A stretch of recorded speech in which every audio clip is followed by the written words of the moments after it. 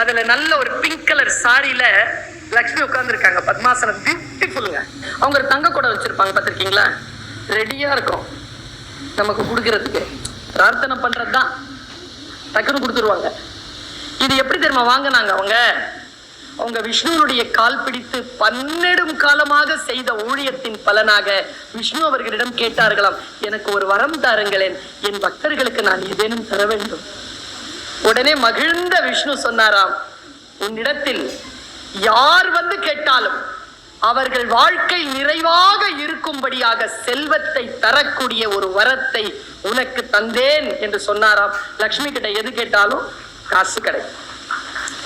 கொடுத்த உடனே நம்மளை பத்தி தெரியும்ல விஷ்ணுவுக்கு, அவர் ஒரு முடிவு பண்ணாரு, காசு எங்க இருக்குதோ அங்கதானே போவாங்க. நமக்கு ஒரு பைலா எழுதினாரு, நீ எவ்வளவு வேணாலும் கொடுத்துக்கலாம், நான் நினைச்சா வாங்கிடுவேன். கொடுத்தாரா? இதை பார்த்துட்டு இருந்தாங்க நம்ம காடஸ் சரஸ்வதி. நேரா தன்னுடைய கணவர்கிட்ட போனாங்க. லக்ஷ்மி வந்து அவங்களுடைய கணவர்கிட்ட கேட்டு ஒரு வரத்தை பெற்று விட்டார். நீங்களும் எனக்கு வரம் தாருங்க. என்ன? அவங்க வரத்தை விட கொஞ்சம் அதிகமா இருக்கணும். பெண்களுக்கே ஒரு விஷயம் சொல்ல, நான் என்ன செல்வம்?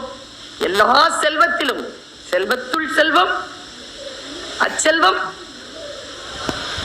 அவங்க எவ்வளவு கொடுத்தாலும் அதுக்கெல்லாம் தலையாய செல்வம் கொடுத்தாலும் அதுக்கெல்லாம் தலையாய செல்வமாகிய கல்வி செல்வத்தை உன்னை கேட்டால் தரும்படியாக நீ இரு அப்படின்னு உடனே அந்த அம்மா கம்முன்னு தான் இருந்தாங்க. போக மாட்டோமே, நம்ம போவோம். காசு கிடைக்கிற சாமி கிட்ட போவோமா, கல்வி கிடைக்கிற சாமி கிட்ட போவோமா? அவங்க அமைதியாவே இருந்தாங்களாம். சரி, உனக்கு நான் ஒரு பைலா எழுதுறேன். லக்ஷ்மி கொடுத்ததை வேறு கடவுளர்கள் நினைத்தால் திரும்பி பெற்றுக் கொள்ளலாம். ஆனால் சரஸ்வதி, நீ கொடுக்கின்ற கல்வியை யாராலும் திரும்பி பெறவே முடியாதுன்னு ஒரு வரத்தை பெற்றுக்கொண்டாராம் சரஸ்வதி. எனக்கு நான் அந்த ஆச்சரியத்தோட அந்த ரவிவர்மாவனுடைய அடுத்த பக்கத்தை பாக்குற சரஸ்வதி உட்கார்ந்து இருக்காங்க. ரவிவர்மாவின் சரஸ்வதி எப்படி உட்கார்ந்துருப்பாங்க தெரியுமா? எல்லாம் பத்மாசனத்தில் உட்கார்ந்து இருக்க. ரவிவர்மா வரைந்த சரஸ்வதி மட்டும் கால் மேல கால் போட்டுட்டு அப்படி உட்கார்ந்துருப்பாங்க. கற்றோருக்கு சென்றமிடமெல்லாம் சிறப்பு. நீங்கள் நினைக்கிறீர்களா இவர் கல்வி கற்றவர், இவர் என்னுடைய வாழ்க்கைக்கு உயர்வதற்கான ஆசிரியராக இருக்கக்கூடியவர், இவர் வாழ்க்கையில் சான்றோராக இருக்கக்கூடியவர் என்கின்ற ஒரு அடையாளம் ஒரு மனிதனுக்கு போதும்.